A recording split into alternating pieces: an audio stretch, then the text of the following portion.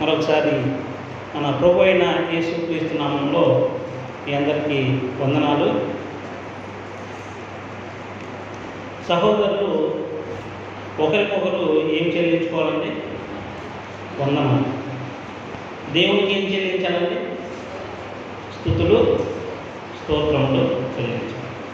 ఇది వాక్య క్రమం. సహోదరులు ఒకరికొకరు వందనాలు చెల్లించుకోవాలి. దేవునికి స్తుతులు, స్తోత్రములు చెల్లించాలి.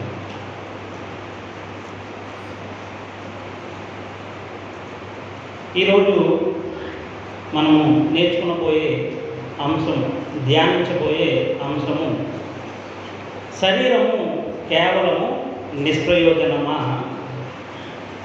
మీ దేహము దేవుని ఆలయమా? వాక్యాన్ని చదువుకున్నామండి. యోహాను సువార్త 6వ అధ్యాయము 63వ వచనాన్ని చూసినట్లయితే, ఆత్మయే జీవింపజేయుచున్నది, శరీరము కేవలము నిష్ప్రయోజనము. ఇక్కడ రాయబడినటువంటి మాటను మనం చూసినట్లయితే, శరీరము కేవలము నిష్ప్రయోజనము అని రాయబడింది. అంటే శరీరాన్ని గురించి ఇక్కడ చెప్పబడిన మాట ఏమిటి అని అంటే, నిష్ప్రయోజనము అని రాయబడింది. శరీరము నిష్ప్రయోజనము అని రాయబడింది. అలాగే కొరింథీయులకు రాసిన పత్రిక, మొదటి పత్రిక 6వ అధ్యాయము 19-20 వచనాలను మనం చూసినట్లయితే, మీ దేహము దేవుని వలన మీకు అనుగ్రహింపబడి మీలో ఉన్న పరిశుద్ధాత్మకు ఆలయమై ఉన్నదని మీరు ఎరుగరా? మీరు మీ సొత్తు కాదు, విలువ పెట్టి కొనబడిన వారు కనుక మీ దేహంతో దేవుని మహిమపరచుడి. ఇక్కడ రాయబడి ఉన్నటువంటి మాటలు మనం చూసినట్లయితే, దేహాన్ని గురించి ఏమని రాయబడింది? దేహం గురించి ఏమని రాయబడింది? పరిశుద్ధాత్మకు ఆలయమై ఉన్నది అని రాయబడింది. మనం ముందు చూసుకున్నటువంటి వాక్య భాగంలో శరీరము కేవలము నిష్ప్రయోజనము అని రాయబడింది. ఇక్కడ రాయబడినటువంటి మాటను చూస్తే, దేహము పరిశుద్ధాత్మకు ఆలయమై ఉన్నది అని రాయబడింది. పరిశుద్ధాత్మకు ఆలయం. అయితే ఇక్కడ కొరింథీయులకు పౌలు గారు పత్రిక రాస్తూ చెప్పినటువంటి మాట, ఎవరి దేహము అని అంటే, క్రైస్తవులైనటువంటి మీ దేహము పరిశుద్ధాత్మకు ఆలయము అని ఇక్కడ చెప్పారు. మనం పరిశీలన చేద్దాం. రెండు మాటలు రాయబడి ఉన్నాయి, దేహము గురించి లేదా శరీరము గురించి. దేహము లేదా శరీరము, దేనిని మనం దేహము లేదా శరీరము అని అంటాము? ఎప్పుడు మనం మనిషి శరీరము లేదా దేహము అని అంటాము అని అంటే, ప్రాణం ఉన్నప్పుడు మాత్రమే మనము శరీరము లేదా దేహము అని. ఆత్మ ఉన్నప్పుడు మాత్రమే. ఆత్మ లేకపోయినట్లయితే ఏమనంటాం? దాన్ని శవము అంటాం. దేహమనము, శరీరమనము, శవము అంటాము. అయితే ఆత్మను కలిగి ఉన్నటువంటి శరీరం, ఆ శరీరం గురించి రాయబడినటువంటి రెండు మాటలు మనం చూసాం. ఏంటి ఆ మాటలు అని అంటే, శరీరము కేవలం నిష్ప్రయోజనము అనే మాటలు చూసాము. అలాగే దేహము దేవుని ఆలయము లేదా పరిశుద్ధాత్మకు ఆలయమై ఉన్నది అని రాయబడినటువంటి మాటలు కూడా మనం చూసాం. అలాగే ఇంకొక మాటను చూద్దాం. కొరింథీయులకు రాసిన పత్రిక, మొదటి పత్రిక 3వ అధ్యాయము 16-17 వచనాలు చూస్తే, మీరు దేవుని ఆలయమై ఉన్నారు అనియు, దేవుని ఆత్మ మీలో నివసించుచున్నాడు అనియు మీరెరుగరా?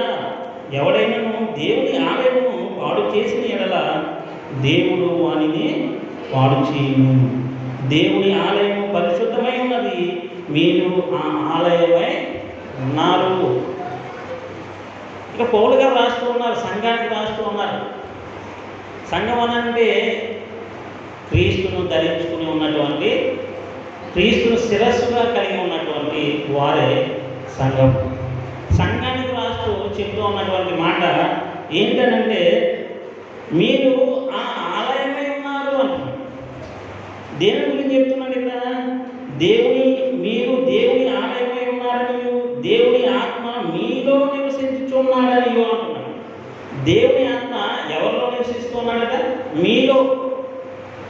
అంటే దేహం కలిగి ఉన్నటువంటి లేదా శరీరం కలిగి ఉన్నటువంటి మీలో ఎవరు నివసిస్తూ ఉన్నాడు అని అని రాయబడిన మాట మనం చూస్తున్నాం. దేవుని ఆత్మ పరిశుద్ధాత్మకు ఆలయమై ఉన్నది మీ దేహము అని రాయబడిన మాట మనం చూసాం. అలాగే శరీరము కేవలం నిష్ప్రయోజనము అని రాయబడి ఉన్నటువంటి మాటలు కూడా మనం చూసాం. మనం పరిశీలన చేద్దాం. మనిషి లేదా ఒక నరుని గురించి లేదా మనిషిని గురించి వాక్యము ఏమని చెబుతుంది? మనిషి అనంటే ఎవరు అనంటే రక్త మాంసములు కలిగినటువంటి వాడు. రక్త మాంసము అంటే జీవిస్తూ ఉన్నప్పుడు వాళ్ళలో ఏం ప్రవహిస్తూ ఉంటుంది? రక్తం ప్రవహిస్తూ ఉంటుంది. ప్రాణం కలిగి ఉన్నటువంటి వాడు. వాళ్ళలో ఏముంటుంది అనంటే ఆత్మ ఉంటుంది. మనిషిని గురించి బైబిల్ ఏమని చెబుతుందో మనం చూద్దామండి. కొరింథీయులకు రాసిన పత్రిక 2వ పత్రిక 4వ అధ్యాయము 16వ వచనం మనం చూస్తే, 4వ అధ్యాయము 16వ వచనం, కావున మేము అధైర్యపడము, మా బాహ్య పురుషుడు కృషించుచున్నను, ఆంతర్య పురుషుడు దినదినము నూతన పరచబడుచున్నాడు. ఇక్కడ చెప్పబడినటువంటి మాటను మనం చూస్తే మా బాహ్య పురుషుడు అంటున్నాడు, అలాగే ఆంతర్య పురుషుడు అంటున్నాడు. కృషించిపోయేది ఎవరనంటే బాహ్య పురుషుడు. దినదినము నూతన పరచబడేది ఎవరనంటే ఆంతర్య పురుషుడు. ఈ వాక్య భాగాన్ని బట్టి మనం పరిశీలన చేసినట్లయితే మనిషి లేదా నరుడు ఇద్దరు పురుషుల కలయిక అని మనం అర్థం. ఇద్దరు పురుషులు ఎవరు అనంటే బాహ్య పురుషుడు, ఆంతర్య పురుషుడు. బాహ్య పురుషుడు అంటే ఎవరు? శరీరము. ఆంతర్య పురుషుడు అనగా ఆత్మ. మనిషి ఇద్దరు పురుషుల కలయిక, బాహ్య పురుషుడు, ఆంతర్య పురుషుడు, శరీరము మరియు ఆత్మ అని ఇక్కడ బైబిల్ మనకు చెబుతుంది. శరీరము కేవలం నిష్ప్రయోజనమా? నిష్ప్రయోజనం అని చెప్తుంది. అలాగే దేహము దేవుని ఆలయము అని కూడా చెప్తుంది. మరి రెండింటిలో ఏది సరి అయినది, ఏది నిజము? నిష్ప్రయోజనమా లేకుంటే దేవుని ఆలయమా అని అంటే రెండు సరి అయినవే. ఎప్పుడు నిష్ప్రయోజనము, ఎప్పుడు దేవుని ఆలయము అనేది మనం పరిశీలన చేద్దాం. ఎప్పుడు శరీరము నిష్ప్రయోజనము, ఎప్పుడు దేహము లేదా శరీరము దేవుని ఆలయము అనేది ఈరోజు మనం నేర్చుకోవడానికి ప్రయత్నం చేద్దాం. మనం పరిశీలన చేసినట్లయితే ఆదాము విషయంలో ఆదాము కలుగజేయబడినటువంటి విధానాన్ని మనం చూసినట్లయితే ఆదాము ఎలా కలుగజేయబడ్డాడు? ఆదికాండము 2వ అధ్యాయము 7వ వచనం మనం చూసినట్లయితే, ఆదికాండము 2వ అధ్యాయము 7వ వచనం, దేవుడైన యెహోవా నేల మంటితో నరుని నిర్మించి వాని నాసికారంధ్రములలో జీవవాయువును ఊదగా నరుడు జీవాత్మ అంటే ఇక్కడ దేవుడు ఆదాము లేదా నరుని కలుగజేసినటువంటి విధానాన్ని మనం పరిశీలన చేస్తే, బాహ్య పురుషుడు లేదా ఆంతర్య పురుషుడు, శరీరము మరియు ఆత్మ. శరీరం ఎక్కడ నుండి తీయబడింది అని వాక్యం చెప్తుంది అని అంటే, ఎక్కడ నుండి తీయబడిందండి? ఎక్కడ నుండి తీయబడింది? దేవుడైన యెహోవా ఏం చేశాడు? నేల మంటితో నరుని నిర్మించాడు. నిర్మాణం నేల మంటితో తీశాడు. అంటే శరీరం ఎక్కడ నుండి తీయబడింది అని అంటే, ప్రకృతిలో నుండి తీయబడింది, భూమి నుండి తీయబడింది, నేల నుండి తీయబడింది శరీరం. మరి ఆ నిర్మాణంలోనికి ప్రవేశపెట్టబడినటువంటి ఆత్మ ఎక్కడి నుండి వచ్చింది? ఆత్మ చెప్పండి. దేవునిలో నుండి.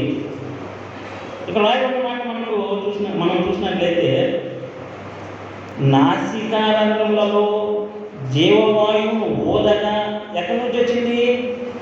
జీవవాయువు ఎక్కడి నుంచి వచ్చింది? దేవునిలో నుండి వచ్చింది.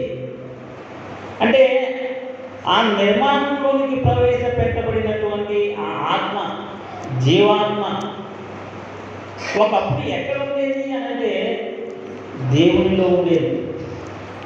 అంటే దేవునిలో దేవుడై ఉండగా దేవుడి నుండి విడిపోయిన జీవాత్మే ఎవరండి? ఆదాము. ఆదాము అంటే నేల మంటితో చేసినటువంటి నిర్మాణం కాదు, అంటే శరీరం కాదు. మనకేమర్థం అవుతుందండి? శరీరం కాదు. ఆ శరీరంలో ఉన్నటువంటి ఆత్మే ఆదాము. ఆదాము ఒకప్పుడు ఎక్కడ ఉండేవాడు? దేవునిలో ఉండేవాడు. ఇప్పుడు నాకు ఒక కుమారుడు ఉన్నాడు. ఆ కుమారుడు ఒకప్పుడు ఎక్కడ ఉండేవాడు? నాలో ఉండేవాడు. నేను ఎక్కడ ఉండేవాడిని అంటే, నా తండ్రిలో ఉండేవాడు. నా తండ్రి ఎవరిలో ఉండేవాడు? తన తండ్రిలో ఉండేవాడు. అలా వెనక్కి వెళ్తే ఎక్కడ వరకు వెళ్తారండి? ఆదాము వరకు, భూమి మీద. మరి ఆదాము ఎక్కడ ఉండేటువంటి వాడు అంటే, దేవునిలో ఉండేటువంటి వాడు. అంటే ఆదాము అంటే ఎవరు? దేవునిలో దేవుడై ఉండగా దేవుని నుండి విడిపోయిన ఆత్మ. ఇప్పుడు ఒక తల్లి ఒక బిడ్డకు జన్మనిచ్చింది అంటారు. అమ్మ కన్నది, కన్న తర్వాత అమ్మ అవుతుంది. ఒక స్త్రీ ఒక బిడ్డకు జన్మనిచ్చింది, కన్నది అని ఎప్పుడు అంటాము? అంటే జీవం స్వతంత్రంగా జీవించడానికి వేరుపరచబడింది. ఇక్కడ ఆదాము విషయంలో మనం పరిశీలన చేసినట్లయితే, మరి ఆదాము కనబడ్డాడు. ఆదాము ఎవరి కుమారుడు అని చెప్పబడింది అని అంటే, లూకాసు వార్త 3వ అధ్యాయము 38వ వచనం మనం చూస్తే, కేయినాను ఏనోషుకు, ఏనోషు షేతుకు, షేతు ఆదాముకు, ఆదాము దేవునికి కుమారుడు. ఆదాము ఎవరంటే దేవుని కుమారుడు అని రాయబడింది. మరి దేవుని కుమారుడు ఎలాగయ్యాడు? ఆదాము దేవుని కుమారుడు ఎలాగయ్యాడు? ఒకడు పుట్టాలనంటే ఎవరు ఉండాలి? తల్లి ఉండాలి. మరి తల్లి లేకుండా ఆదాము ఎలా పుట్టాడు? శరీరం ఎక్కడి నుండి ఇవ్వడేది? ఆదాము యొక్క శరీరం జీవం గల ప్రతివానికి తల్లి హవ్వ అని రాయబడినమాట మనం చూస్తాం. జీవం గల ప్రతివానికి తల్లి ఎవరట? హవ్వ. మరి ఆదాము తల్లి ఎవరు? ఆదాముకి తల్లి ఎవరు చెప్పండి. ఇక్కడ మనం పరిశీలన చేస్తే,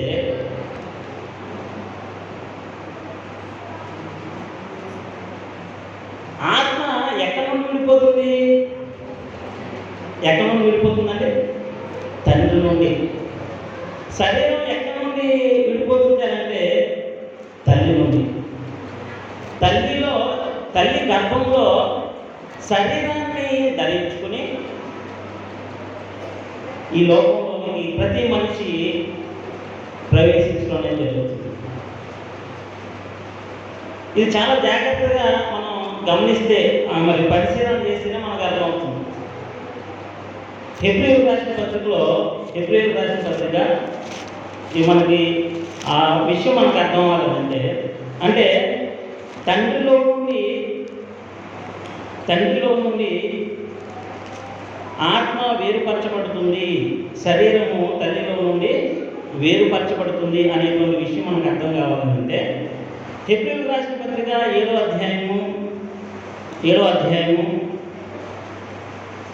5వ వచనం నుండి 10వ వచనం వరకు చూస్తే, మరియు లేవి కుమారులలో నుండి యాజకత్వం పొందువారు తమ సహోదరులు అబ్రహాము గర్భవాసం నుండి పుట్టినను ధర్మశాస్త్రం చొప్పున వారి యొక్క అనగా ప్రజల యొక్క 10వ వంతును పుచ్చుకొనుటకు ఆజ్ఞను పొంది ఉన్నారు. కానీ వారితో సంబంధించిన వంశావళి లేనివాడైన మెల్కీసెదెకు అబ్రహాము 10వ వంతు పుచ్చుకుని వాగ్దానములను పొందిన వారిని ఆశీర్వదించెను. దేవుడు వాగ్దానం చేశాడు. ఎవరికి? అబ్రహాము చేశాడు. తన సంతానాన్ని కూడా వాగ్దానాలు చేశాడు. ఇక్కడ మనం చూస్తే వాగ్దానం పొందిన వాడు ఎవరు ఆశీర్వదించారట? మెల్కీసెదెకు అని చెప్తూ తక్కువ వాడు ఎక్కువ వాడి చేత ఆశీర్వదింపబడును అన్న మాట కేవలం నిరాక్షేపమై ఉన్నది. మరియు లేవి క్రమము చూడగా అంటున్నాడు.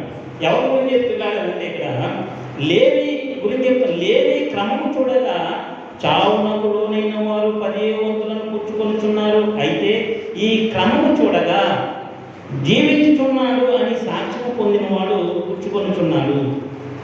అంతేకాక ఒక విధమున చెప్పిన ఎడల 10వ వంతులను పుచ్చుకుని లేవీయు అబ్రహాము ద్వారా దశమాంసములను ఇచ్చెను.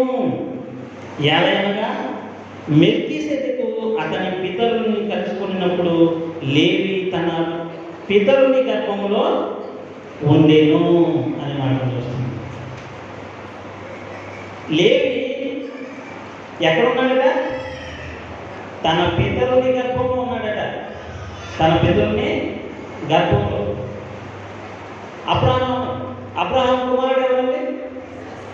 ఇస్సాకు కుమారుడు ఎవరండి? యాకోబు గోత్రంలో పుట్టినటువంటి వాడు ఒకడే ఎవరు? లేవి.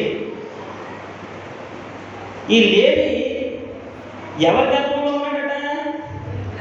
అబ్రహాము గర్భంలో ఉన్నాడట. మీరు దశమాంశం ఇస్తున్నారు నాకు. లేవీలు ఎవరు? యాజకులు.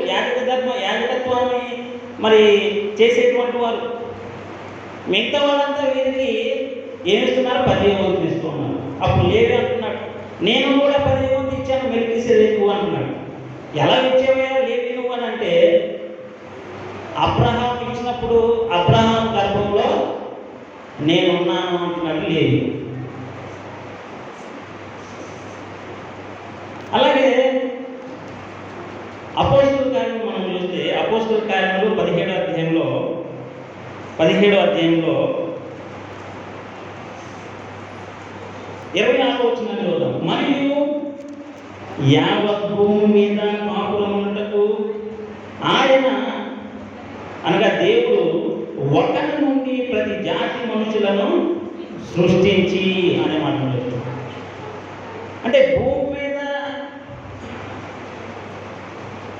మరి జీవించేటువంటి, భూమి మీదకి తల్లి గర్భం నుండి ప్రవేశించేటువంటి ప్రతి ఒక్కరు కూడా ఒకరి నుండే సృష్టింపబడ్డారు అని రాయబడిన మాట చూస్తున్నాం. దేవుడు ఏం చేశాడట?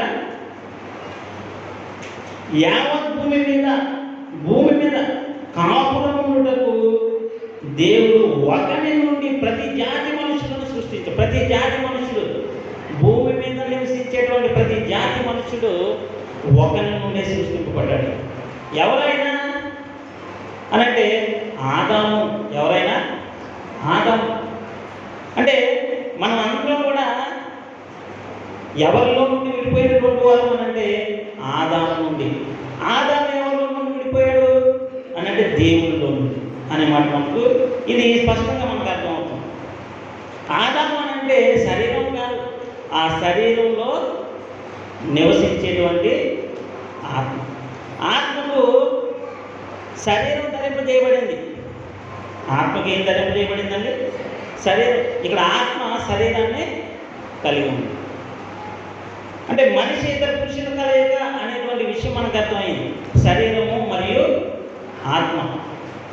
ఇక్కడ ఆత్మ అంటే ఆదాము అంటే దేవునిలో దేవుడై ఉండగా దేవునిలో నుండి విడిపోయినటువంటి ఆత్మే ఆదాము. అందుకే ఆదాము గురించి ఏమని రాయబడి ఉంది? దేవుని కుమారుడు. ఆదాము దేవునికి కుమారుడు. అంటే ఆదాము ఎవరండి? దేవుని కుమారుడు. దేవునిలో నుండి వెళ్ళిపోయాడు. ఒక శిశువు ఎలాగైతే స్వతంత్రంగా జీవించడానికి తల్లి గర్భంలో నుండి వేరు చేయబడుతుందో, విడిపోతుందో జీవము, అలాగే ఇక్కడ ఆదాము అనబడినటువంటి ఆత్మ దేవునిలో నుండి విడిపోవడం అనేది జరిగింది. మరి ఇప్పుడు ఆత్మ మనకు కనపడుతుంది, శరీరం మనకు కనపడుతుంది. కనపడడం అంటే చూస్తున్నామని కాదు. మనకి వాక్య భాగంలో అంటే మనిషి ఇద్దరు పురుషుల కలయిక అనే విషయం చూసి శరీరము ఆత్మ అనేటువంటి వాటిని గురించి మనం ఆలోచన చేయడం అనేది జరిగింది. మరి ఆత్మేమో దేవునిలో నుండి వేరుపరచబడింది అనే విషయం మనకు అర్థమవుతుంది. శరీరము ఎక్కడి నుండి తీయబడింది అనే విషయం మనకు అర్థమైందండి. శరీరం ఎక్కడి నుండి తీయబడింది? మంటిలో నుండి తీయబడింది.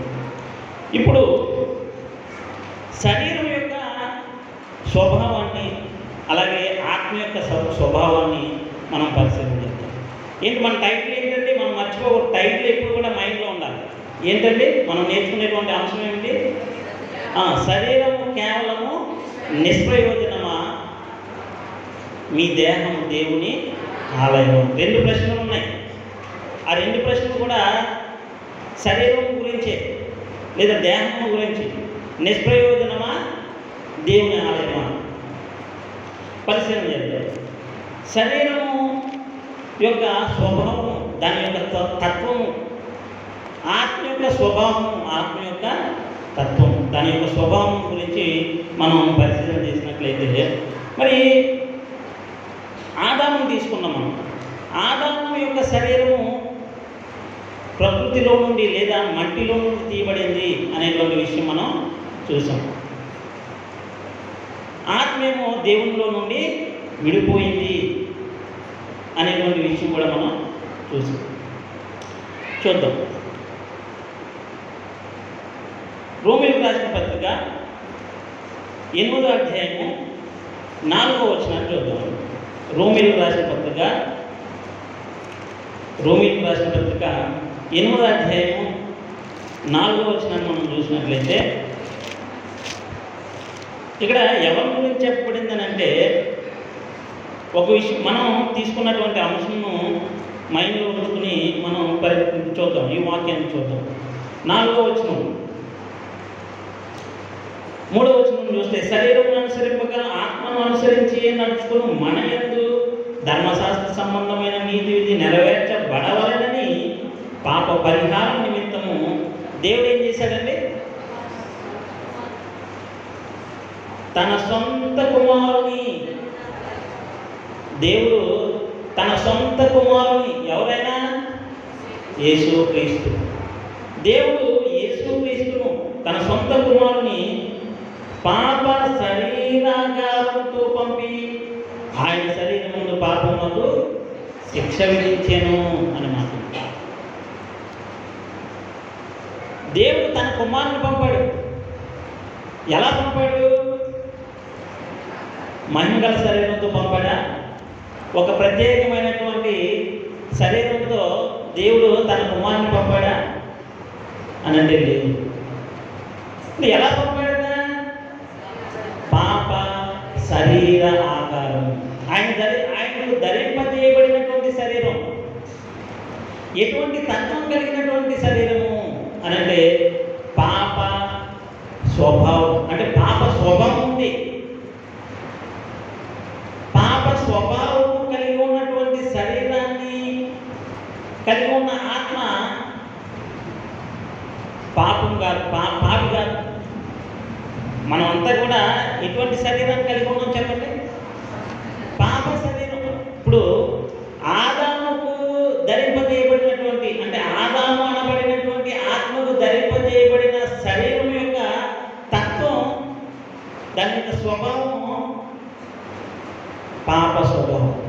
పాప స్వభావం అని అంటే పాపం చేయగలిగేటువంటి అవకాశం ఉన్నటువంటి శరీరం, ప్రకృతి చేత ఆకర్షింపబడేటువంటి శరీరం, లోకం చేత లేదా అపవాది చేత చేయబడి శోధన గురవగలడు, శోధించగలడు. సాతానుడు శోధించగలడు. వాడికి ఉన్నటువంటి ఒకే ఒక ఆయుధం ఏంటి? మనలో శరీరం. శరీరాన్ని పురుగొలుపుతూ ఉంటాడు. ఇక్కడ ఆదాముకు ధరింపజేయబడినటువంటి శరీరం యొక్క తత్వం కూడా ఏంటంటే పాప స్వభావం, పాప శరీరం. పాప శరీర ఆకారంలో ఇక్కడ ఆదాము, అంటే ఆదాము అనబడే ఆత్మకు ధరింపజేయబడిన శరీరం యొక్క తత్వం ఏంటి? పాప స్వభావం కలిగినటువంటిది. అంత మాత్రాన ఆదాము పాపి కాదు.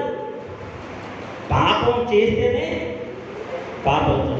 పాపం చేయని ప్రతివాడు ఎవడండి? పాపి. పాపం అంటే ఏంటి? ఆజ్ఞాతిక్రమమే పాపం. ఆజ్ఞను అతిక్రమించే ప్రతివాడు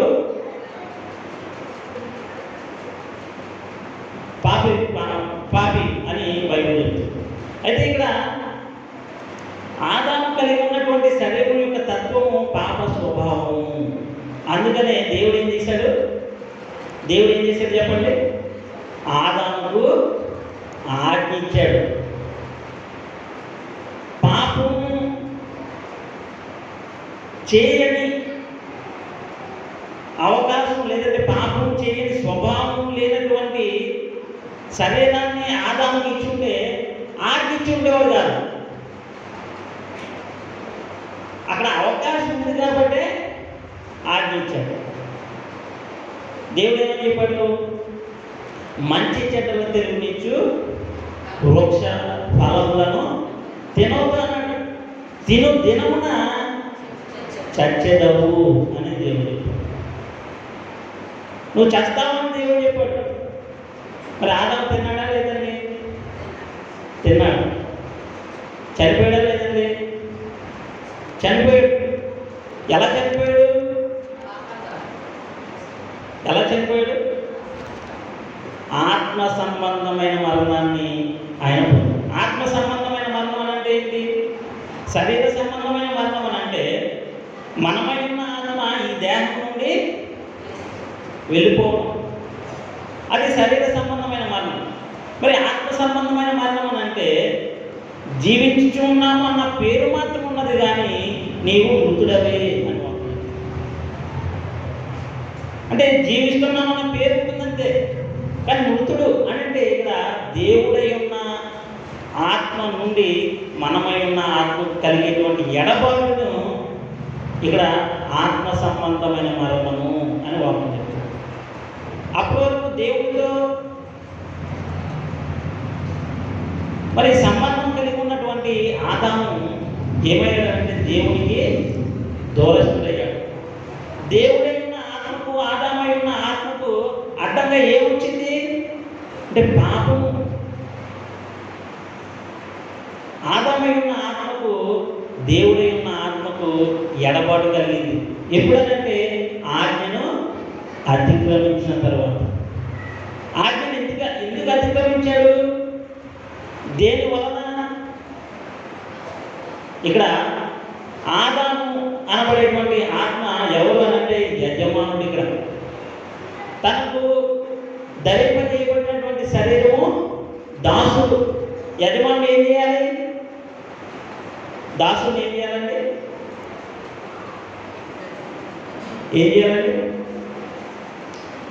నియంత్రించాలి, కంట్రోల్ చేయాలి. కంట్రోల్ చేయకపోతే ఏమవుతుంది? తప్పు చేస్తాడు.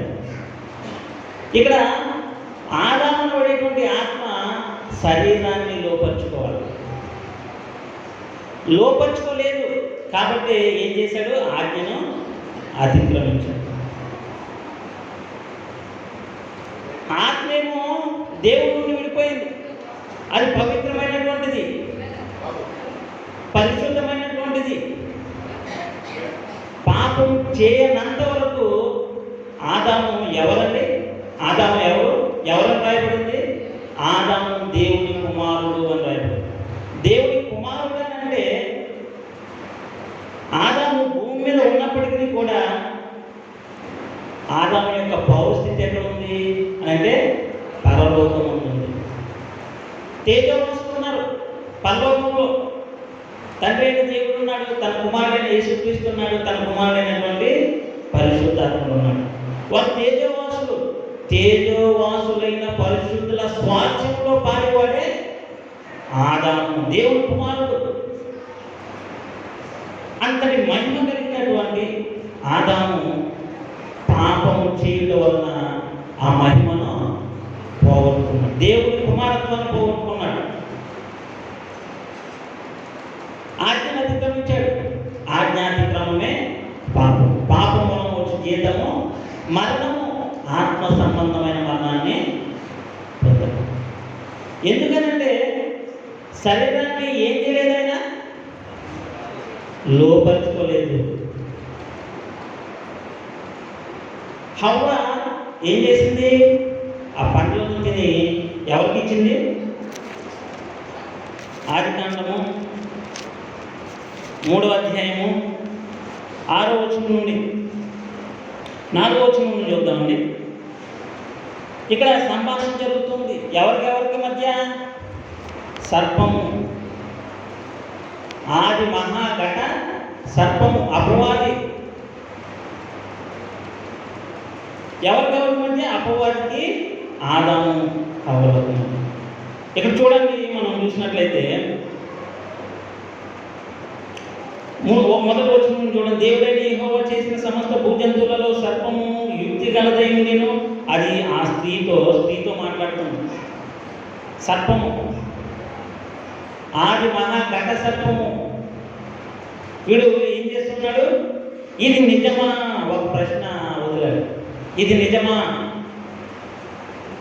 ఏంటది? ఈ తోట చెట్లలో దేని ఫలమునైనను మీరు తినకూడదని దేవుడు చెప్పినా అని అడిగాను. దేవుడు చెప్పినటువంటి విషయం ఎవరికి కూడా తెలిసింది? ఇక్కడ సర్పానికి కూడా తెలిసిపోయింది. సర్పం అడుగుతుంది. ఎందుకు? తనకు తెలుసు కాబట్టి, వాళ్ళకి తెలుసు కాబట్టి అడుగుతున్నాడు. ఇది మీకు తెలుసా అంటున్నాడు. ఏంటండి? దేవుడు చెప్పాడా మీకు? అందుకు స్త్రీ అంటుంది, ఈ తోట చెట్ల ఫలములను మేము తినవచ్చును, అయితే తోట మధ్యన ఉన్న చెట్టు ఫలములను గురించి దేవుడు ఏమన్నాడు? మీరు చావకూడనట్లు వాటిని తినకూడదు, వాటిని ముట్టకూడదని చెప్పానని సర్పంతో నేను. మంచి చెడ్డలు తెలియనిచ్చు వృక్షం ఉంది. ఆ వృక్ష ఫలాన్ని మేము తినకూడదు అని దేవుడు చెప్పాడు అని చెప్పినప్పుడు సర్పం ఏమంటుందండి? ఏమంటుంది? తోట చెట్లను ఉన్న చెట్టు ఫలములను గురించి దేవుడు మీరు చావకుండానట్లు వాటిని తినకూడదని, వాటిని ముట్టకూడదని చెప్పానని సర్పంతో హవ్వ చెప్పినప్పుడు సర్పం ఏమంటుంది? అందుకు సర్పము, మీరు చావనే చావరు, ఏలైనగా మీరు వాటిని తినమున మీ కనులు తెరవబడును, మీరు మంచి చెడ్డలను ఎరిగిన వారే దేవతల వలె ఉండునని దేవునికి తెలియనని స్త్రీతో చెప్పగా. ఇక్కడ అపవాది లేదా ఈ ఘట సర్పం ఏం చేస్తున్నాడంటే మోసం. ఇక్కడ శోధిస్తూ ఉన్నాడు. ఎవరిని?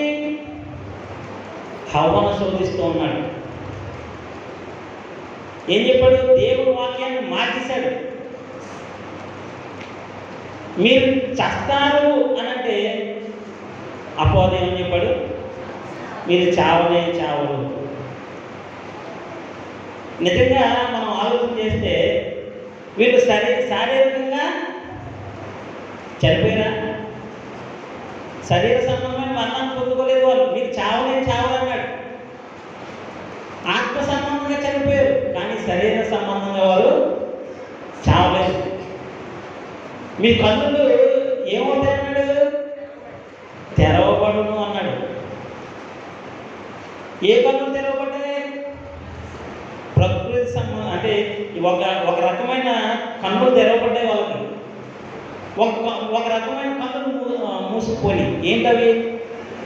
మనోనేత్రాలు మూసుకుపోయి.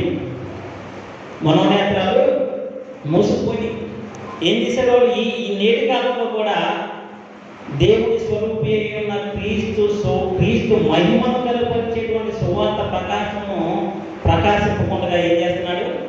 ఈ యుగ సంబంధమైన దేవత అపవాది ఏం చేస్తున్నాడు? అవిశ్వాసులైన మనోనేత్రాలకు గుడ్డితనం కలుగు చేస్తున్నాడు. ఆ పండు తిన్నంత వరకు కూడా హవ్వ ఆదాముల కన్నులు మనోనేత్రాలు తెరవబడి ఉన్నాయి. వాళ్ళు విశ్వాసులుగా ఉన్నారు. ఏంటి విశ్వాసులు అంటే? దేవుడు ఇచ్చినటువంటి వాక్యాన్ని అతిక్రమించిన వారుగా ఉన్నారు. దేవుని యొక్క వాక్యం వారిని జీవింపజేసేదిగా ఉంది. ఏంటి ఆ వాక్యం అంటే? మంచి చెడ్డల తెలుగు నుంచి వృక్ష ఫలాలను తినకూడదు అన్నదే దేవుని వాక్యం. ఆ దేవుని వాక్యాన్ని వారి హృదయంలో ఉంచుకొని ఆ వాక్య ప్రకారం జీవించినంతకాలం కూడా వారు జీవించేవారుగానే ఉంటారు. దేవుని కుమారులుగానే ఉంటారు. దేవుని మహిమను వారసులుగానే ఉంటారు. ఎప్పుడైతే ఆజ్ఞను అతిక్రమిస్తారో అప్పుడు వారు పాపులుగా తీర్చబడతారు. ఆత్మ సంబంధమైన మరణాన్ని పొందుకుంటారు. ఇక్కడ కూడా వారి యొక్క మనోనేత్రాలు ఏమైపోయినట్టు మూసిపోయింది. దేవుని యొక్క వాక్యానికి ఎప్పుడు మనలో చోటు ఉండదో అప్పుడు ఏం జరుగుతుందంటే మనోనేత్రాలు మూసుకుపోతాయి. అప్పుడు కూడా అదే చేశాడు. వారి హృదయంలో ఉన్నటువంటి వాక్యాన్ని దొంగిలించాడు. మంచి చెడ్డలు తిరిగి వృక్ష ఫలాన్ని తినకూడదన్న విషయాన్ని మర్చిపోయేటట్టుగా అపవాది చేశాడు. ఇట్లా మనం పరిశీలన చేస్తే మరి వారి యొక్క శరీరాన్ని వాళ్ళు ఆదాము హవ్వలు వారికి ఇచ్చినటువంటి శరీరంతో పాపం చేయకుండా ఆ శరీరాన్ని వాళ్ళు అదుపులో పెట్టుకున్నట్లయితే, నియంత్రించుకున్నట్లయితే, లోపించుకున్నట్లయితే ఆజ్ఞను అతిక్రమించకుండా ఉండేవారు. అప్పుడు వాళ్ళు ఏముంటుందంటే దేవుని వాక్యం ఉంటుంది. దేవుని వాక్యం ఉంటే ఎవరున్నట్లు? దేవుని ఆత్మ. అప్పుడు వారి యొక్క దేహం ఏమవుతుందనంటే దేవుని ఆలయం అవుతుంది. వాళ్ళ ఆజ్ఞను అతిక్రమింపనంత వరకు కూడా వారి యొక్క దేహం ఎలా ఉంది? దేవుని ఆలయమై ఉంది. మరి వారు ఎప్పుడైతే ఆజ్ఞను అతిక్రమించారో వారి శరీరం ఏమైపోయింది? నిష్ప్రయోజనం అయిపోయింది. వారి శరీరం ఏమైపోయింది? నిష్ప్రయోజనం అయిపోయింది. జీవించున్నాడు అన్న పేరు మాత్రమే కలిగి ఉన్నాడు, కానీ వాళ్ళు ఎలా ఉన్నారు? మృతులుగానే ఉన్నారు. ఆజ్ఞను అతిక్రమించారు. ఆజ్ఞ అతిక్రమమే పాపము. పాపం వల్ల వచ్చి జీతము మరణం. వాళ్ళు మరణ స్థితిలోకి వెళ్ళిపోయారు, జారిపోయారు. అంటే వాళ్ళ యొక్క శరీరం ఏమైపోయింది? నిష్ప్రయోజనం అయిపోయింది. నేటి కాలంలో కూడా దేవుడు ప్రతి ఒక్కరికి కూడా, ఈ లోకంలోనికి ప్రవేశించేటువంటి ప్రతి ఒక్కరికి కూడా ఏమిస్తున్నాడు? దేహాన్ని ధరింపజేస్తూ ఉన్నాడు, శరీరాన్ని ధరింపజేస్తూ ఉన్నాడు. ఆ శరీరంతో ఏం చేయాలి? దేవుని పని చేయాలి, దేవుడిని మహిమపరచాలి. మరి యేసుక్రీస్తు పంపబడ్డాడు, దేవుని చేత పంపబడ్డాడు, పరలోకం నుండి పంపబడ్డాడు. ఎలా పంపబడ్డాడనంటే పాప శరీరాకారంతో పంపబడ్డాడు. ఆయన ధరించుకున్నటువంటి శరీరము ప్రత్యేకమైనటువంటి శరీరం కాదు, మన వంటి శరీరం. పరిశీలన చేద్దాం. మనం చూసినట్లయితే ఇది అంటే శరీరం యొక్క తత్వం గురించి మనం పరిశీలన చేస్తే ఇది పాప స్వభావం కలిగినటువంటిది. అంటే ప్రకృతి చేత ఆకర్షింపబడేటువంటి తత్వం కలిగిన దాని స్వభావం అది. రోమిల రాసిన పత్రిక 6వ అధ్యాయము 6వ వచనాన్ని చూస్తే 6వ అధ్యాయము 6వ వచనాన్ని మనం చూస్తే ఏమనగా మనమికను పాపమునకు దాసులము కాకుండానట్లు పాప శరీరము నిరర్ధకమగునట్లు మన ప్రాచీన స్వభావము ఆయనతో కూడా సిలువ వేయబడినని ఎరుగుదుము. ఎవరైతే యేసుక్రీస్తు నామంలో బాప్తిస్మం పొందుతున్నారో, ఎవరైతే క్రీస్తు సంబంధులుగా మార్చబడుతున్నారో వారి గురించి చెప్పబడినటువంటి మాట ఏమిటి ఇక్కడ అంటే ఏంటండి? పాప శరీరము నిరర్ధకమగునట్లు అంటున్నాడు. శరీరం యొక్క తత్వం ఏంటంటే అది పాపం చేసేటువంటి అవకాశం కలిగినటువంటిది. పాప స్వభావం ఉంది దానిలో. పాప స్వభావం ఉన్న శరీరం కలిగి ఉన్నంత మాత్రాన మనం పాపలము కాదు. నాడు ఆదాము పాప కాదు, యేసుక్రీస్తు కూడా పాప శరీరాన్ని ధరింపజేయబడింది. అంత మాత్రాన పాపం చేయలేదు, పాపి కాదు. మనకి కూడా ధరింపజేయబడినటువంటి శరీరము పాప స్వభావం కలిగినటువంటి శరీరమే. పాపం చేయనంత వరకు కూడా మనం ఎవరు పాపులను కాదు, పరిశుద్ధులు. ఇక మనం చూద్దాం. అంటే పాప శరీరం యొక్క తత్వం ఏంటంటే పాపం చేసేటువంటి గుణం దాంట్లో ఉంది. ఈ విధంగా మనం చూస్తే మరి శరీరము ప్రకృతి నుండి తీయబడింది కాబట్టి ఆ ప్రకృతి నుండి తీయబడినటువంటి శరీరము ప్రకృతి చేత ఆకర్షించబడుతుంది, ప్రకృతిని కావాలని ఉంటుంది. యోహాను రాసినటువంటి పత్రికలో, మొదటి పత్రికలో మనం చూసినట్లయితే అక్కడ ఏమని చెప్తాడు? శరీరాశ, నేత్రాశ, జీవపుటము ఇవి దేవుని వలన కలిగినవి కావు అంటాడు. శరీరం యొక్క ఆసక్తి దేని కోరుకుంటుందని? ప్రకృతిని కోరుకుంటుంది. దాని యొక్క తత్వం అది. ఇంకా మనం చూస్తే యాకోబు రాసినటువంటి పత్రిక 4వ అధ్యాయము మొదటి 2 వచనాలు మనం చూస్తే, మొదటి అధ్యాయము మొదటి 2 వచనాలు చూద్దాం. మీలో యుద్ధములను పోరాటములను దేని నుండి కలుగుచున్నవి? మీ అవయవములలో పోరాడు మీ భోగేచ్ఛల నుండియే కదా. మీరు ఆశించుతున్నారు కానీ మీకు దొరుకుటలేదు. నరహత్య చేయుదురు, మత్సరపడుదురు కానీ సంపాదించుకొనలేదు. పోట్లాడుదురు, యుద్ధము చేయుదురు కానీ దేవుని అడుగునందున మీకేమీ దొరకదు. అంటే ఇక్కడ మనం ఆలోచన చేయవలసినటువంటి విషయం ఏంటంటే మీ అవయవములలో పోరాడు మీ భోగేచ్ఛలు అంటున్నాడు. దురాశ, భోగేచ్ఛ ఎక్కడ కలుగుతుంది అంటే మీ అవయవములలో అంటున్నాడు. మన దేహం, మన శరీరం దేన్ని కోరుకుంటుందని అంటే లోకాన్ని కోరుకుంటుంది.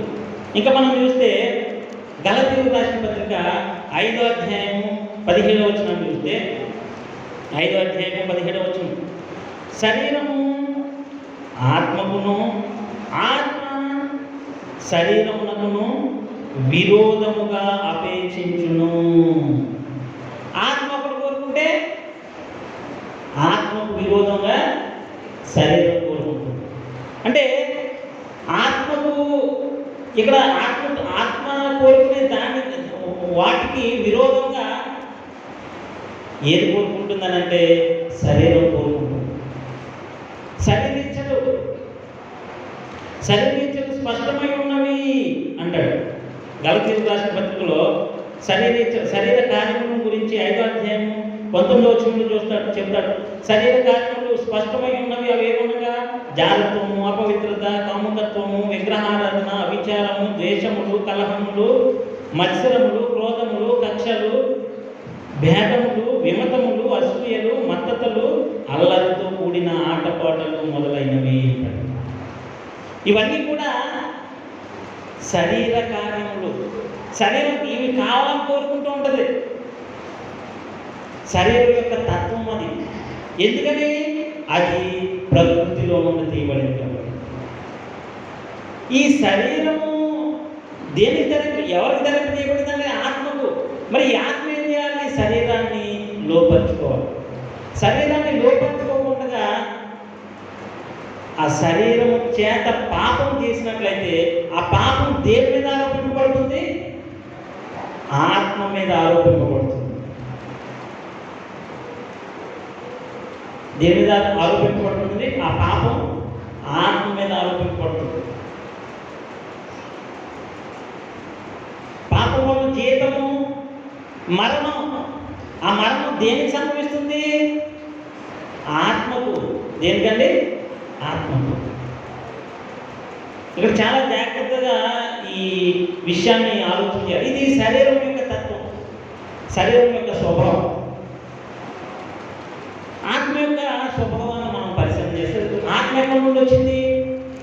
దేవుని నుండి వచ్చింది. కాబట్టి ఆత్మ గురించి వాక్యం ఏమని చెప్తుందనంటే, తీతుకు రాసిన పత్రిక 2వ పత్రిక, తీతుకు రాసిన పత్రిక తిమోతికి రాసినటువంటి పత్రిక, తిమోతికి రాసిన పత్రిక అపోస్తలుడైన పౌలు గారు తిమోతికి రాస్తూ 2వ పత్రికలో మొదటి అధ్యాయం 7వ వచనంలో చెప్తున్నాడండి,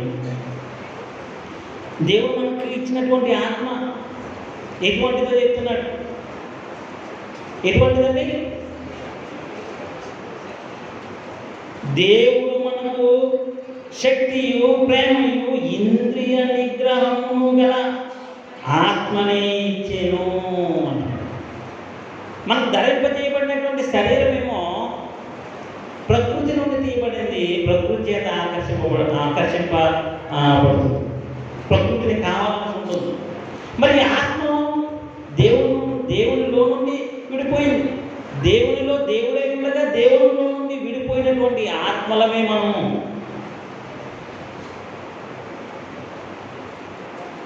కాబట్టి ఈ ఆత్మ యొక్క స్వభావం గురించి చెప్తున్నాడు. ప్రేమ, శక్తి, ఇంకేమని చెప్తున్నాడు? ఇంద్రియ నిగ్రహము. ఆ శక్తి ఉందా మనకి? ఇంద్రియాలని నిగ్రహించుకునేటువంటి శక్తి గల ఆత్మ మనది కాదా అంటే ఇంద్రియ నిగ్రహం గల ఆత్మ ఇచ్చాడు.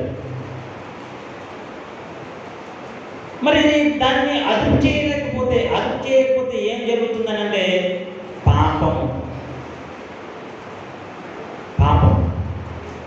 ఇది దేనికి సంభవిస్తుంది? నరకానికి వెళ్ళేది ఏంటి? ఆత్మే. పాపం అంటే దేవునికి లోబడకుండగా, దేవుని సువార్తకు లోబడకుండగా ఉన్నట్లయితే నరకానికి పోయేది ఆత్మే. దేవునికి లోబడినట్లయితే, దేవుని సువార్తకు లోబడినట్లయితే పరలోకానికి వెళ్ళేది కూడా ఆత్మే. మరి ఈ ఆత్మ ఎటువంటిది అని అంటే శక్తియు ప్రేమయు ఇంద్రియ నిగ్రహం గల ఆత్మ. శరీరం ఉంది, ఆత్మ ఉంది. ఈ శరీరంలో ఈ ఆత్మ ఉన్నప్పుడు మనిషి జీవిస్తున్నాడు అంటారు. ఆ జీవించేటువంటి ఆ మనిషికి ఏముంటుందండి? మనస్సు ఉంటుంది. ఏముంటుంది? మనస్సు. లేదా దీన్నే ఏమని చెప్తున్నాడు? హృదయము అన్నాడు. ఏమంటున్నాడు? హృదయము. ఇర్మియా గ్రంథము ఈ హృదయం యొక్క స్వభావాన్ని చూద్దాం. హృదయం, మనస్సు లేదా హృదయం. ఇర్మియా గ్రంథము 17వ అధ్యాయము 9వ వచనాన్ని మనం చూస్తే, ఇర్మియా గ్రంథము 17వ అధ్యాయము 9వ వచనం, హృదయము అన్నిటికంటే మోసకరమైనది, అది ఘోరమైన వ్యాధి కలది, దాన్ని గ్రహింపగలవాడెవడు? దాన్ని ఎవరు కూడా గ్రహింపలేడు. హృదయం ఘోరమైన వ్యాధి కలది అంటాడు, మోసకరమైనది అంటున్నాడు. ఇంకా మనం చూస్తే ప్రసంగి గ్రంథము 9వ అధ్యాయము 3వ వచనం చూస్తే, ప్రసంగి గ్రంథము 9వ అధ్యాయం 3వ వచనం,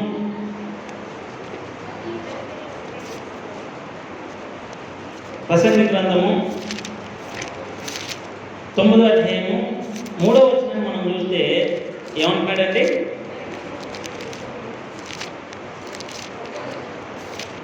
తొమ్మిదో అధ్యాయం 3వ వచనాన్ని చూస్తే ఇక్కడ చెప్తూ ఉన్నాడు, అందరికీ ఒకటే గతి సంభవించును, సూర్యుని క్రింద జరుగు వాటన్నిటిలో ఇది బహు దుఃఖకరమట. ఏంటది? మరియు నరుల హృదయము చెడుతనంతో నిండి ఉన్నది అంటున్నాడు. దేంతో నిండి ఉన్నదండి? చెడుతనంతో నిండి ఉన్నది. వారు బ్రతుకు కాలమంతయు వారి హృదయమందు వెర్రితనమును. వెర్రితనం హృదయంలో ఏముంటుందట? వెర్రితనము. హృదయం దేంతో నిండి ఉందంటున్నాడు? చెడుతనము. నరుల హృదయము చెడుతనముతో నిండి ఉన్నది అంటున్నాడు. ఇంకా మనం చూస్తే మత్తయి సువార్త 13వ అధ్యాయము 13వ వచనాన్ని చూస్తే 13వ అధ్యాయము 13వ వచనం, ఇందు నిమిత్తం నేను ఉపమాన రీతిగా వారికి బోధించుతున్నాను. ఈ ప్రజలు కన్నులారా చూచి చెవులారా విని హృదయముతో గ్రహించి మనస్సు త్రిప్పుకుని నా వలన స్వస్థత పొందుకున్నట్లు వారి హృదయము క్రొవ్వినది అంటున్నాడు. నరుల హృదయము చెడుతనంతో నిండి ఉందంటున్నాడు. క్రొవ్విందట. మాట వినదు. ఇది మాట వినదు. కాబట్టి అంటే ఇంకా చూద్దామండి, ఇంకొక వచనం చూద్దాము. మార్కు సువార్త 7వ అధ్యాయము 21వ వచనం చూద్దాం. మార్కు సువార్త 7వ అధ్యాయము 21వ వచనం నుండి చెప్పండి, చదవండి. మార్కు సువార్త 7వ అధ్యాయం 21వ వచనం నుండి చూస్తే, లోపల నుండి అనగా మనుష్యుల హృదయంలో నుండి జాగ్రత్తమును దురాలోచనయు. ఇక్కడ చెప్తున్నాడండి, చూడండి 18వ వచనం నుండి చూద్దామండి. మరియు ఆయన వారితో ఇట్లను మీరును ఎంత అవివేకులై ఉన్నారా? వెలుపటి నుండి మనుషుని లోపలికి పోవునది ఏది కూడా వానిని అపవిత్రునిగా చేయజాలదు అని మీరు గ్రహింపుకున్నారా? అది వాని హృదయంలో ప్రవేశింపక కడుపులోనే ప్రవేశించి బహిర్భూమిలో విడవబడును. ఇట్లు అది భోజన పదార్థములన్నింటినీ పవిత్రపరచును. ఇక్కడ ఏమంటున్నాడు? బయట నుండి లోపలికి పోయేది ఏదైతే ఉందో అది మనుషుని అపవిత్రపరచదు అంటున్నాడు. మరి ఏదో అపవిత్రపరుస్తుంది అంటున్నాడు? మనుషుని లోపల నుండి బయటికి వెళ్ళున్నది మనుషుని అపవిత్రపరచును. మరి లోపల ఉన్నదంటే ఏంటి? ఏం వెళ్తుంది లోపల నుండి అనగా చెప్తున్నాడు, మనుషుల హృదయంలో నుండి ఏమవుతున్నాయన్నాడు? దురాలోచనలు, జాగ్రత్తములను, దొంగతనములను, నరహత్యలను, వ్యభిచారములను, లోపములను, చెడుతనములను, కృత్రిమములను, కామ వికారమును, మత్సరమును, దేవదూషణ, అహంభావము, అవివేకము వచ్చును. ఇవి హృదయంలో నుండి వచ్చేటువంటి ఇవి ఏం చేస్తాయంటే మనుషుని అపవిత్రునిగా చేస్తాయి అని చెప్తూ ఈ చెడ్డవన్నీ లోపల నుండియే బయలు వెళ్ళి మనుషుని అపవిత్రపరుచున్నాయి. మరి అంటే ఇక్కడ ఆత్మ శక్తి, ప్రేమ, ఇంద్రియ నిగ్రహము కలిగినటువంటి దేవుడు మనకు అనుగ్రహించినటువంటి ఆత్మ. ఈ ఆత్మకు ధరింపజేయబడినటువంటి శరీరమేమో పాప స్వభావం కలిగినటువంటి. ఈ పాప స్వభావం కలిగినటువంటి శరీరం, ఈ పాప స్వభావం కలిగి ఉన్నటువంటి శరీరాన్ని ఈ ఆత్మ కలిగి ఉన్నంతసేపు, అంటే ఈ ఆత్మ ఆ శరీరంలో ఉన్నంతసేపు వానికి ఒక మనస్సు ఉంటుంది, హృదయం ఉంటుంది. ఈ హృదయం కూడా మంచిదానంటే అది కూడా మంచిది. మరి ఇప్పుడు ఆ శరీరాన్ని లోపరుచుకోవాలని అంటే ఏం చేయాలంటే గుర్రానికి ఏం చేస్తారు? కళ్ళెం కడతారు. దేనికి? ఎందుకు? ఆ గుర్రాన్ని లోపరుచుకోవాలని అంటే వీడు వెళ్ళాలనుకున్న గమ్యానికి వాడు చేరుకోవాలని అంటే గుర్రం వాడు అనుకున్నట్టుగా వెళ్ళాలని అంటే దానికి కళ్ళెం పెట్టాలి. అలాగే ఇక్కడ శరీరం మనం చెప్పినట్లుగా వినాలనంటే మన హృదయంలో ఏముండాలి? దేవుని వాక్యం ఉండాలి. ఆదాము హవ్వల విషయంలో ఏం జరిగింది? వారి హృదయంలో, వారి మనసులో దేవుని వాక్యానికి చోటు లేకపోయింది. దేవుని వాక్యాన్ని మర్చిపోయారు. తినొద్దన్న దానిని ఏం చేశారు? తిన్నారు. ఎవరు తిన్నారు? ముందు హవ్వ తిన్నారు. చూడండి, హవ్వ ఏం చేసింది? మోసపరచబడింది. కొరింథీయులకు రాసిన పత్రికలో మనం చూస్తే హవ్వ మోసపరచబడింది. కొరింథీయులకు రాసిన పత్రిక 2వ పత్రిక 11వ అధ్యాయంలో 2వ వచనం నుండి, దేవాశక్తితో మీ యెడల ఆసక్తి కలిగి ఉన్నాను, ఎందుకనగా పవిత్రురాలైన కన్యకనుగా ఒక్కడే పురుషునికి అనగా క్రీస్తుకు సమర్పింపవలెనని మిమ్మల్ని ప్రదానం చేసింది. కానీ సర్పము తన కుయుక్తి చేత హవ్వను మోసపరిచినట్లు మీ మనస్సులను చెరుపబడి క్రీస్తు ఎడల ఉన్న సరళత నుండి, పవిత్రత నుండి ఎట్లయినా పోవునేమో అని భయపడుచున్నాను అన్నాడు. అపోస్తలుడైన పౌలు గారు భయపడుతున్నాడట. ఎందుకు? మనస్సు, వీళ్ళ మనసులో ఏముంది అన్నట్టు దేవుని వాక్యం ఉంది, క్రీస్తును కూర్చున్నటువంటి సువార్త ఉంది, కొత్త నిబంధన, జీవపదేయు శక్తి గల జీవం ఇచ్చే ఆత్మ యొక్క నియమము ఎవరిలో వాళ్ళ మనసులో ఉంది, వాళ్ళ హృదయంలో ఉంది. కానీ అపోస్తలుడైన పౌలు గారు భయపడుతూ ఉన్నారు. ఎందుకని? మీ మనసులో ఉన్నటువంటి వాక్యము దొంగలించేవాడు ఒకడు ఉన్నాడు. ఎవరు? సర్పము. హవ్వను కూడా మోసపరిచాడు. ఏం చేశాడట? చెప్తున్నాడు ఇక్కడ, సర్పము తనకు యుక్తి చేత హవ్వను మోసపరిచినట్లు. హవ్వను మోసపరిచాడు. హవ్వ ఏం చేసింది? మోసపరచబడింది. మోసపరచబడింది, శోధింపబడింది, శోధనకు లోబడింది హవ్వ. మన మనసులో ఏముండాలంటే దేవుని వాక్యం ఉండాలి. దేవుని వాక్యము ఉన్నట్లయితే మరి చెడుతనంతో నిండి ఉండేటువంటి అవకాశం ఉండదు. హృదయం చెడుతనంతో నిండి ఉండేటువంటి అవకాశము ఉండదు. ఇక్కడ మనం పరిశీలన చేస్తే మరి యేసుక్రీస్తు విషయంలో ఏం జరిగింది? యేసుక్రీస్తు విషయంలో ఏం జరిగిందని అంటే, ఆయన పాప శరీరాకారంతో పంపబడ్డాడు. పాప శరీరాకారంతో పంపబడినప్పటికి కూడా ఆయన ఏం చేయలేదు? పాపము చేయలేదు.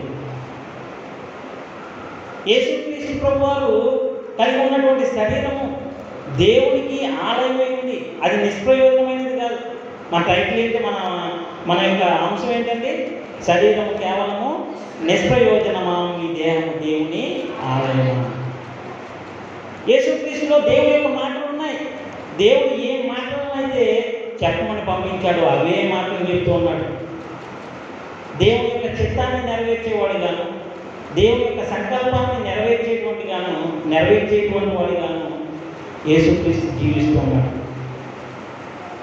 ఇక మనం చూసినట్లయితే యేసుక్రీస్తు ప్రభు వారి గురించి రాయబడినటువంటి మాట హెబ్రీయులకు రాసిన పత్రిక 10వ అధ్యాయం, హెబ్రీయులకు రాసిన పత్రిక 10వ అధ్యాయంలో 5వ వచనం చూద్దామండి. హెబ్రీయులకు రాసిన పత్రిక 10వ అధ్యాయం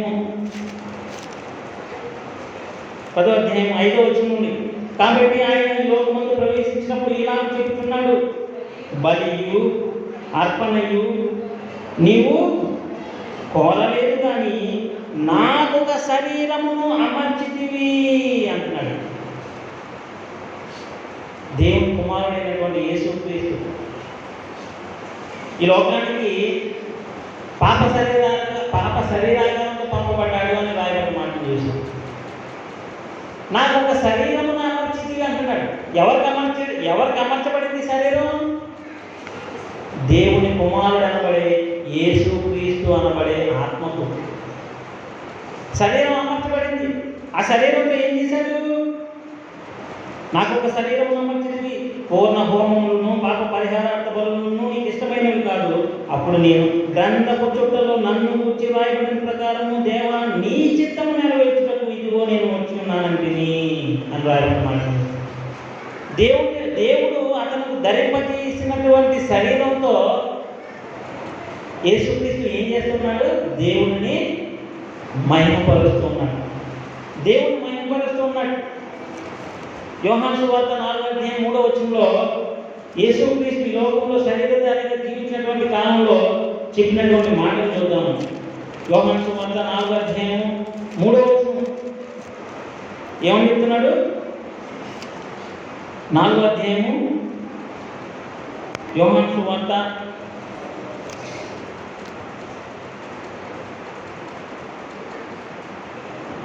4 ఇక్కడ చూసినట్లయితే 34 యేసు వారిని చూసి నన్ను పంపిన వాని చిత్తము నెరవేర్చుటయు ఆయన పని తుదముట్టించుటయు నాకు ఆహారమై ఉన్నది అంటున్నాడు. నాకు శరీరాన్ని అమర్చింది అని ఎవరి గురించి రాయబడి ఉందో ఆ యేసుక్రీస్తు చెప్తున్నాడు. ఈ లోకంలో శరీరధారిగా జీవించినటువంటి కాలంలో దేవుని యొక్క చిత్తము నెరవేర్చుట, ఆయన పని తుదముట్టించుట నాకు ఆహారమై ఉన్నది అంటున్నాడు. మరి పాప శరీరాకారంతో పంపబడినటువంటి ఆ యేసుక్రీస్తు ఏం చేశాడంటే దేవుని చిత్తాన్ని నెరవేర్చాడు. మన వంటి శరీరమే, ఆదాముకు ఇవ్వబడినటువంటి శరీరం యొక్క తత్వం లాంటి తత్వం కలిగినటువంటి శరీరమే ఎవరికి ఇవ్వబడింది? యేసుక్రీస్తు. అలాగే మనకు కూడా ఏమి కూడా డిఫరెన్స్ లేదు, ఏ భేదం లేదు. దీంట్లో శరీరం ఒకటే. ఆదాముకు అమర్చబడినటువంటి శరీరం, యేసుక్రీస్తుకు అమర్చబడినటువంటి శరీరం, మనకు అమర్చబడినటువంటి శరీరం కూడా ఒకే తత్వం కలిగినటువంటిది. హెబ్రీయులకు రాసిన పత్రిక 4:15 చూడండి. హెబ్రీయులకు రాసిన పత్రిక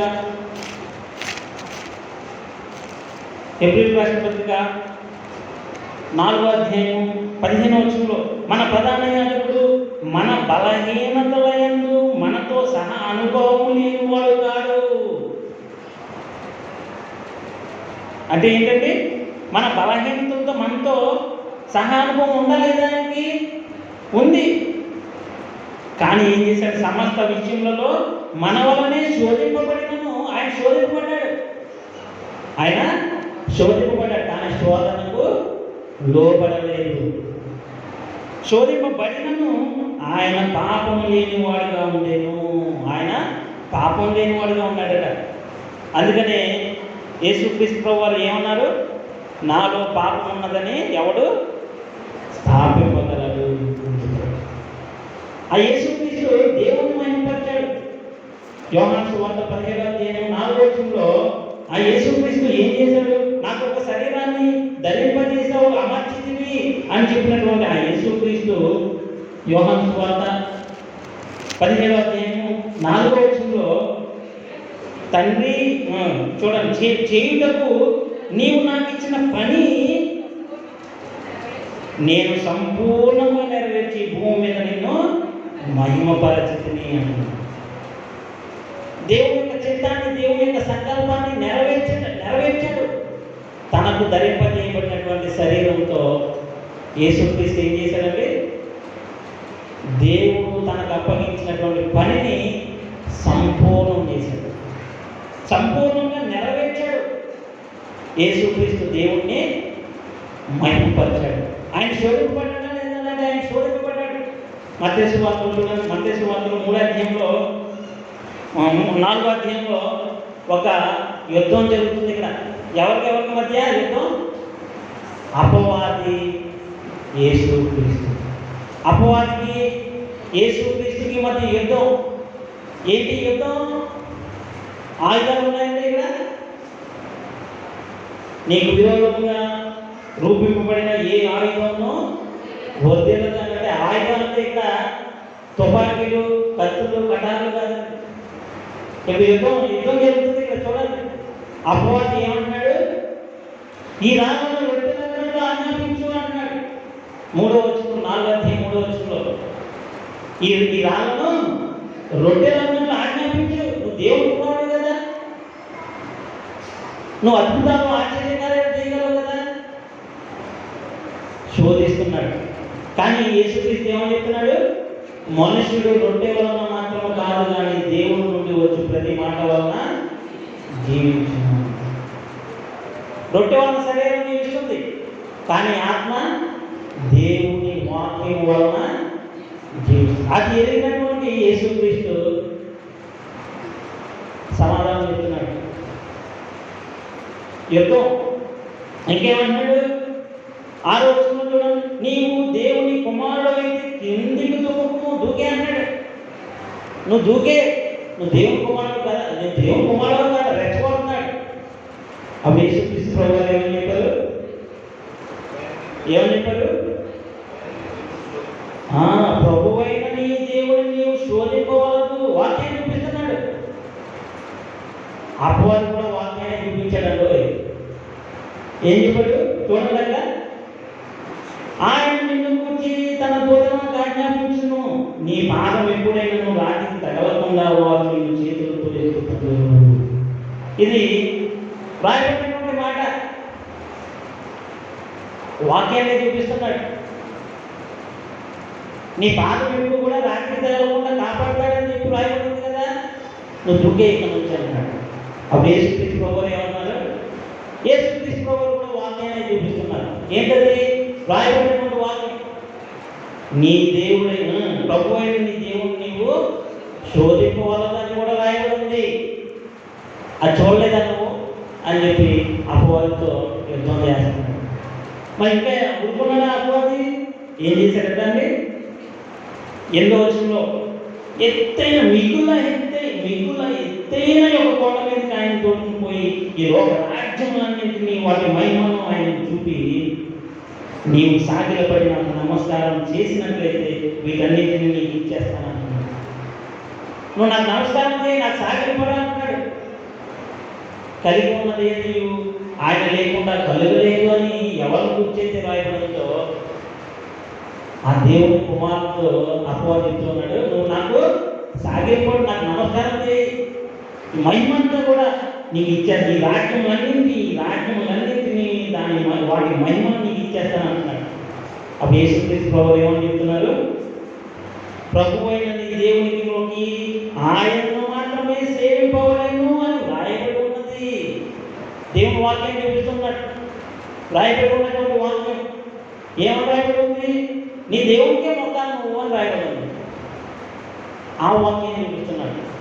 నేను నీకు మొక్కను, నాకు వాక్యం చెబుతుంది నీ దేవునికే మొక్కాలని ఉంది అని చెప్పాడు.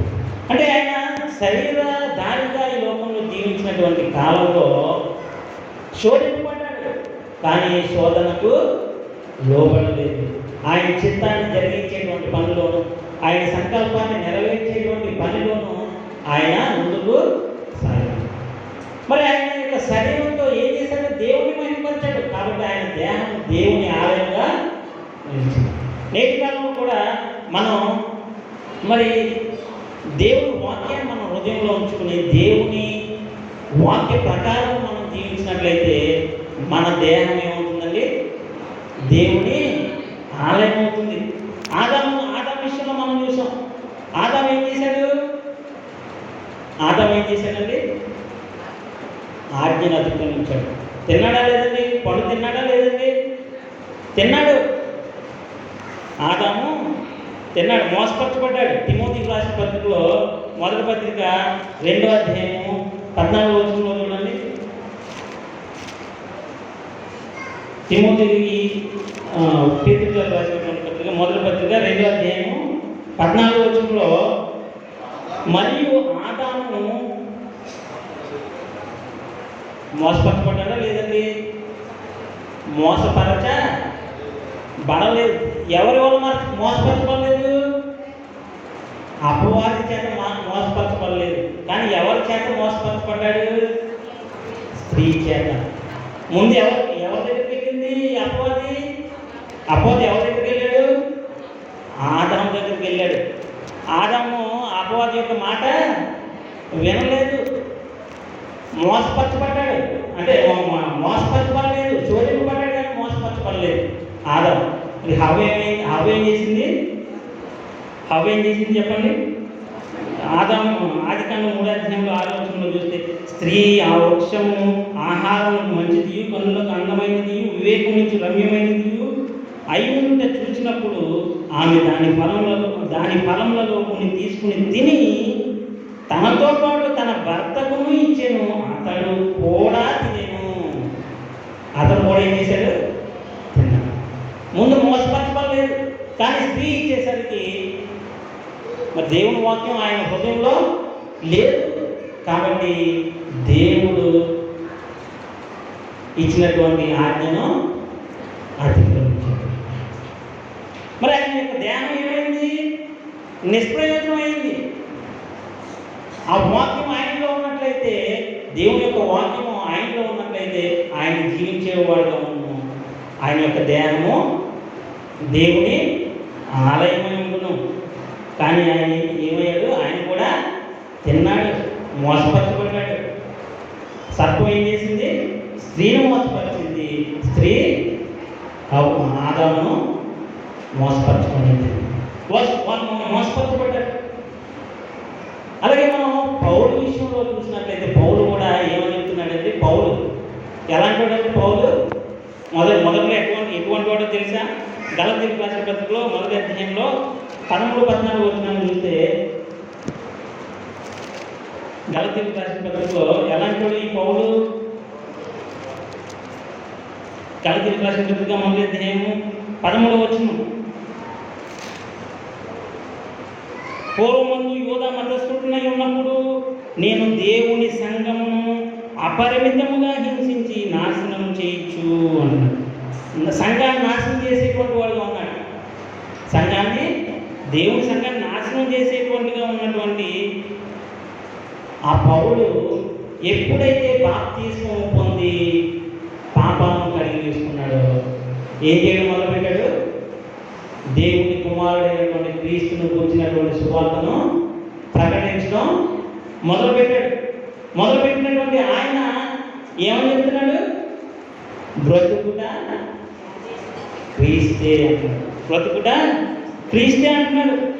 అదే గలతీయులకు రాసిన పత్రిక 2వ అధ్యాయం 20వ వచనంలో, నేను క్రీస్తుతో కూడా సిలువ వేయబడి ఉన్నాను, ఇకను జీవించేవాడను నేను కాను అంటున్నాడు.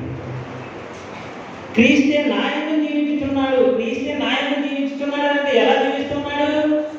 క్రీస్తుని వాక్యము ఆయన హృదయంలో ఉంది. క్రీస్తే నాయకుడు జీవించుతున్నాడు. నేను ఇప్పుడు శరీరమందు జీవించుచున్న జీవితము నన్ను ప్రేమించి నా కొరకు తను తాను అప్పగించుకున్న దేవుని కుమారుని యందు విశ్వాసం వలన జీవించుచున్నాను. మరి నేటి కాలంలో క్రైస్తవమైనటువంటి మనం కూడా ఏం చేయాలి? క్రీస్తు కొరకు జీవించాలి. అప్పుడు మన యొక్క దేహం ఏమవుతుంది? దేవుని ఆలయం అవుతుంది. కొరింథీయులకు రాసిన పత్రిక 1వ పత్రిక 9వ అధ్యాయంలో అపోస్తలుడైన పౌలు గారు ఏం చేస్తున్నారు చూడండి. 9వ అధ్యాయంలో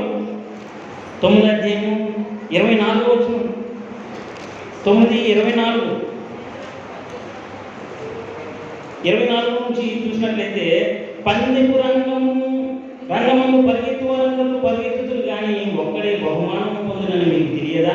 అటువలనే మీరు బహుమానం పొందినట్లుగా పరుగెత్తుడి.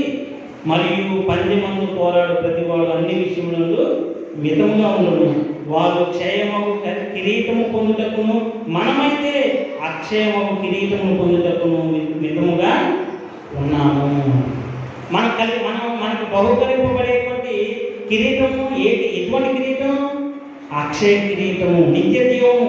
కాబట్టి నేను గురి చూడని మానవులే పరిగెత్తువాడను కాను గాలిని కొట్టినట్టు నేను పోరాడటం లేదు. కానీ ఒకవేళ ఇతరులకు ప్రకటించిన తరువాత నేనే భ్రష్టుడనైపోతున్నామో అని నా శరీరమును నలగొట్టి దానిని లోపరుచుకుంటున్నాను. శరీరాన్ని ఏం చేస్తానంట? నలగొడుతూ ఉన్నాడు, దాన్ని లోపరుచుకుంటూ ఉన్నాడు. పౌలు గారు ఏ విధంగానైతే మరి తన శరీరాన్ని లోపరుచుకుంటూ క్రీస్తు వాక్యాన్ని ప్రకటించేటువంటి వాడుగా ఉన్నాడు. నా యందు క్రీస్తు జీవిస్తూ ఉన్నాడు అని ఏ విధమైతే పౌలు గారు చెప్పారో, ఈ నేటి కాలంలో మనం కూడా ఏం చేయాలండి? చెప్పాలి. శరీరాన్ని లోపరుచుకోవాలి. ఈ శరీరాన్ని లోపరుచుకోకుండా శరీరం చెప్పినట్లుగా మనం విన్నట్లయితే ఏమవుతుంది? మరణం. మన మనస్సులో దేవుని వాక్యం ఉండాలి. దేవుని వాక్యం లేకుండా, దేవుని వాక్యం లేకపోతే ఏమవుతుంది? శరీర విషయం మీద మనం మనసు పోతుంది.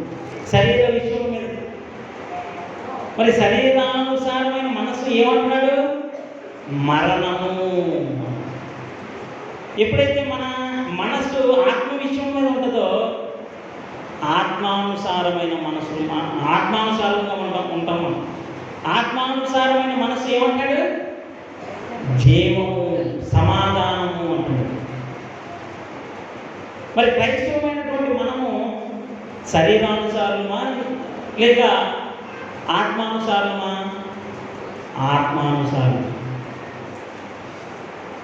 మనం పైన ఉన్న వాటినే వెదికే వాళ్ళతో ఉండాలి. ఆత్మచేత ఏం చేయాలి? ఆత్మచేత ఏం చేయాలండి? శరీర క్రియలను చంపాలి. రోమిలకు రాసిన పత్రిక 8వ అధ్యాయం 13వ వచనంలో ముగించుకుందామండి.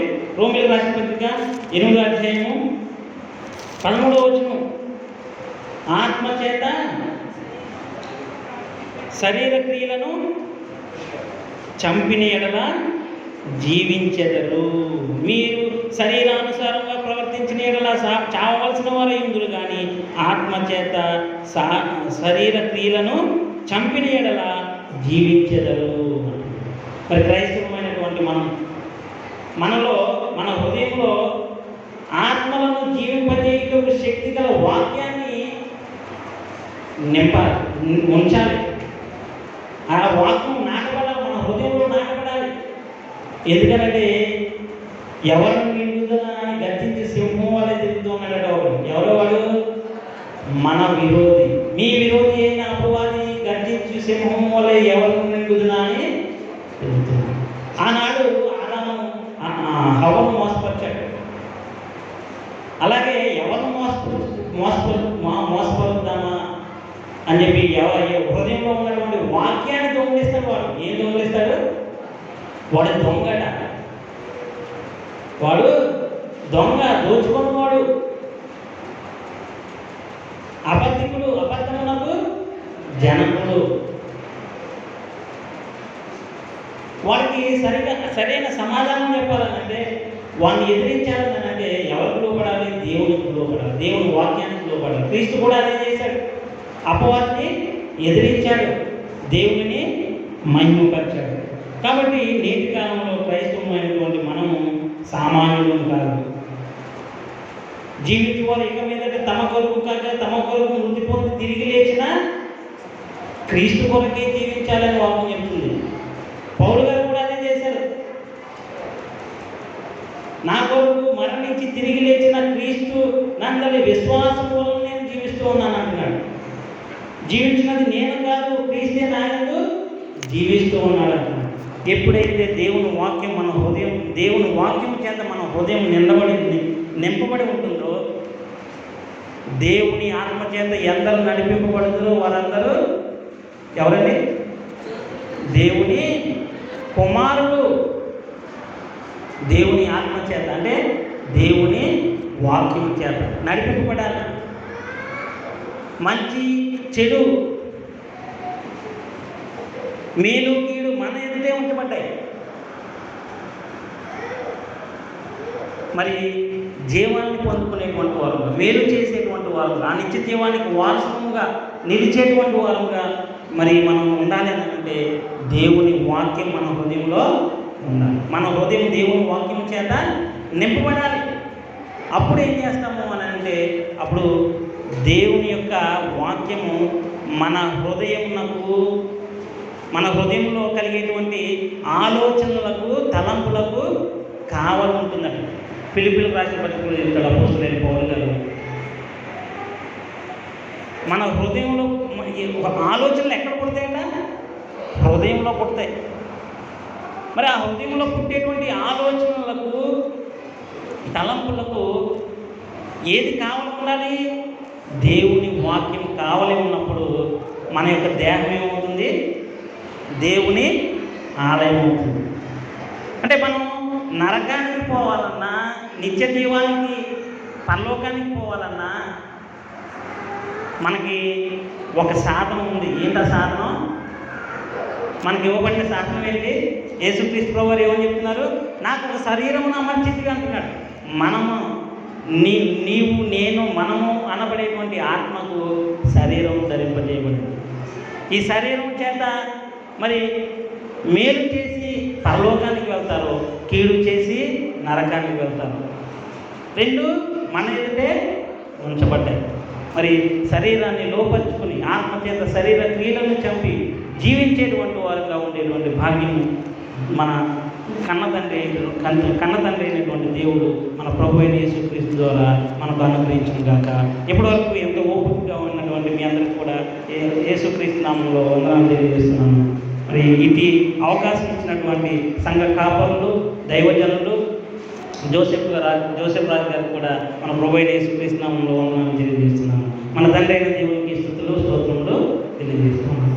ప్రార్థన చేసుకుని ముగించుకున్నాను. వాక్యం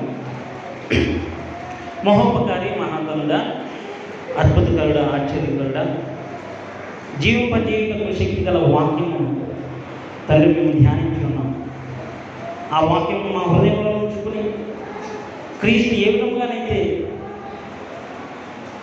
నీవు చెప్పినటువంటి మాటల ప్రకారం చేశాడో, నీవు అప్పగించినటువంటి పనినంతటిని తుదముట్టించి, సంపూర్ణంగా తుదముట్టించి నిన్ను మహిమపరిచాడో, ఆ విధంగా మేము ఈ లోకంలో జీవించడానికి నీ వాక్యంలో ప్రకటించి, అనేకులకు ప్రకటించి, అగ్నిలో నుండి కొందరినైనా రక్షించేటువంటి వారు మేము ఉండడానికి, నీకు మహిమ తేవడానికి, మేము జీవించడానికి మీరే సహాయం చేయమని, ప్రతి విషయంలో మీరే మహిమ, కీర్తి, ప్రభావం పొందుకున్నారని విశ్వసిస్తూ ఈ ప్రార్థనను మా ప్రభువు, మా రక్షకుడు, నీ ప్రియ కుమారుడైన క్రీస్తు నామంలో ప్రార్థించుచున్నాను మా పరమ తండ్రి. ఆమేన్. వందనాలు.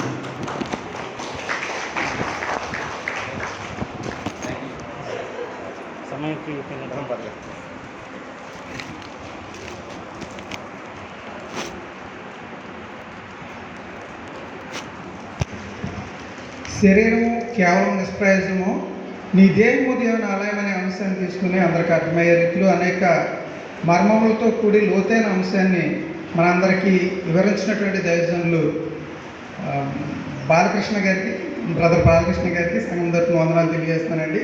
అలాగే నా ప్రత్యేక వందనాలు తెలియజేస్తున్నాను. ఎందుకంటే సమయం చాలా అయిపోయింది కనుక మనం కూడా దీని నుంచి ఏమి చెప్పాలన్నా కూడా ఇంకా టైం లేదు.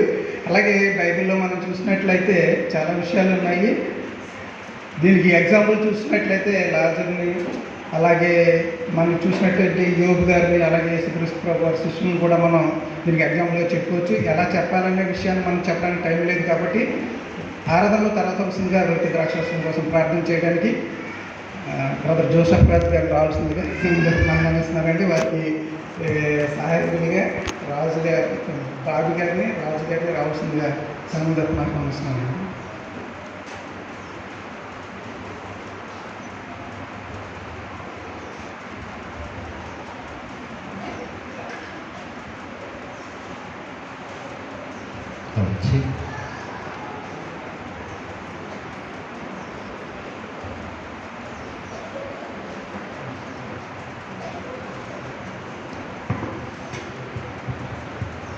వెంకటేశ్వరరావు గారిని రావాల్సిందిగా సంఘం తరపున ఆహ్వానిస్తున్నాం.